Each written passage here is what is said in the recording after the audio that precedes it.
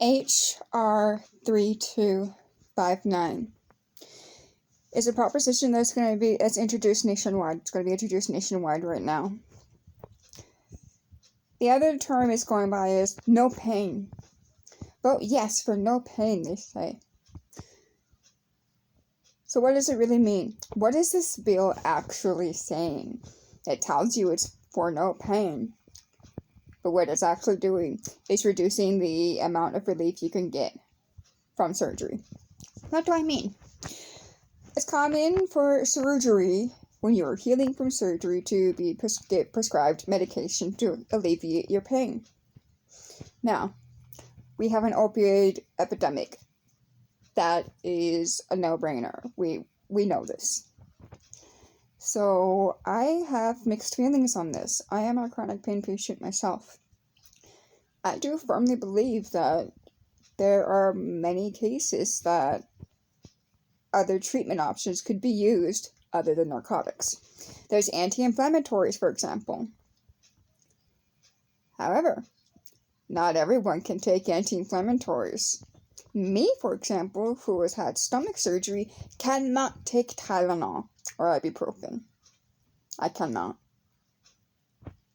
I have been told by my doctors I cannot take those over the counter anymore. I cannot. Because they're anti-inflammatory, the nature of how those work. Well, regardless, this bill is incentivizing doctors, meaning the government is going to pay your doctor to not treat your pain. Let me give you two common enough scenarios that happen that are of no control of you. You are a healthy individual. You have become a parent. Your child has grown. Your child is healthy, happy, normal. They are not a sickly child. They hit high school. One day you get a call from that school. Your child is in the hospital. Their appendix has ruptured or burst, and they need to go into emergency surgery now. Your child will wake from surgery in pain. I've had an appendectomy done, okay? Anti-inflammatories is stuff over the counter when you first wake up, and for about a week after, do not work. Okay, second, third, fourth, yeah. The second, third, fourth week after, yeah.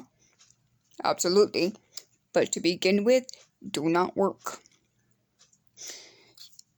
Your child's school will still expect your child to be at school, to be able to do their work, to be able to do their homework. Your child is doubled over in pain. They can't get out of bed even. So they don't go to school. They fall behind. Your child begins to struggle in school, needs extra help, and possibly fails that year. All due to something of no fault of their own. Something their body spontaneously did. Something that happens common enough. Okay, well, you're not a parent, that's not your thing. Okay, here's another scenario for you. You're at work, whatever job it may be. A freak accident happens. Whatever it is, whatever your imagination could think of. You sit at a work desk job, or your chair falls over or something, and you break a bone in your back.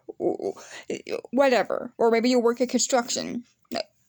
Whatever the case may be, something has happened. You have been injured to the point that you need to go under the knife. You need surgical intervention. You need surgical help. So, how are you going to be able to go back to work immediately? You're not. You can't even get out of bed. You can't do anything. You can't function. And the nature of pain that people don't realize is that pain is a threshold. Okay, when you are treating pain, if you are giving medicine, you're just inching. The pain is fighting the medicine, and you are not. Here's a line of relief, and here's your threshold medicine trying to. It doesn't work. To actually give someone relief of pain, you need to give them just enough medicine that it hits that line. And hopefully we found a balance that is not past that line. I do think, in many cases, opioids are not needed. But this bill is talking specifically about surgery. Okay, I'm sorry. You can argue all you want about the narcotic problem we have in this country. I agree. Chances are I agree with you. We have a problem. But you cannot tell me, unless you yourself have had real surgery on something. You went home with pain medicine, though. I know it.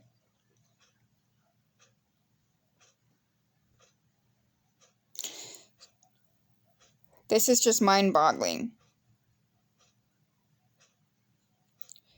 This is nationwide.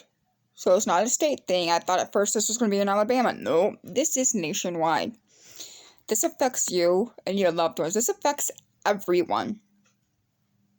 Think about wisdom teeth removal, how common that is. Everyone gets, generally people get medicine for wisdom teeth removal.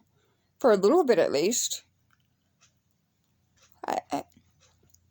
Mind-boggling. Broken bones? Even broken bones. Something you don't get surgery for. Unless it's severe. But even a simple broken bone. You get something.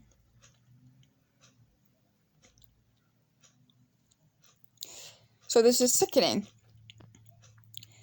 This is sickening because this just shows a great lack of understanding of how addiction works, first off, where addiction comes from.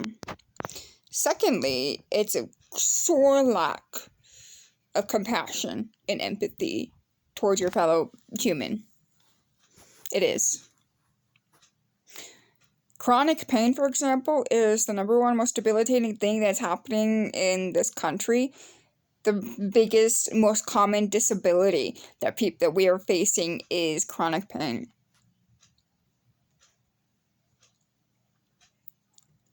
We are hurting, and we can't help ourselves.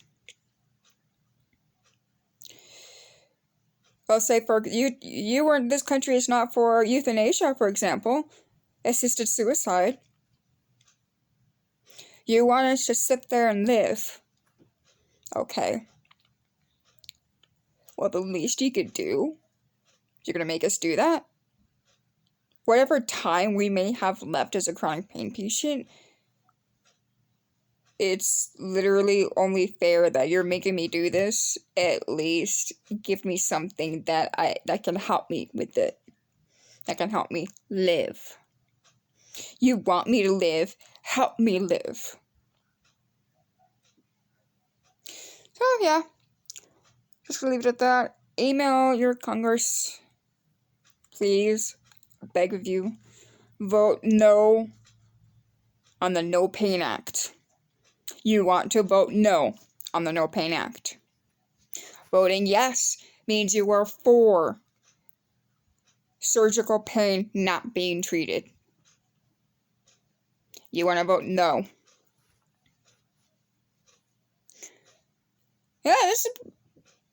I'm a congressman. Spread the word.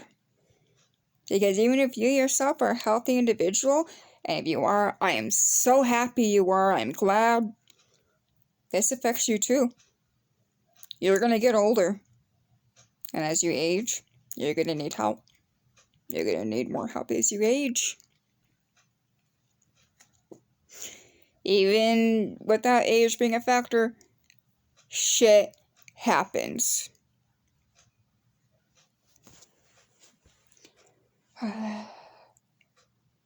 This nation, man. America.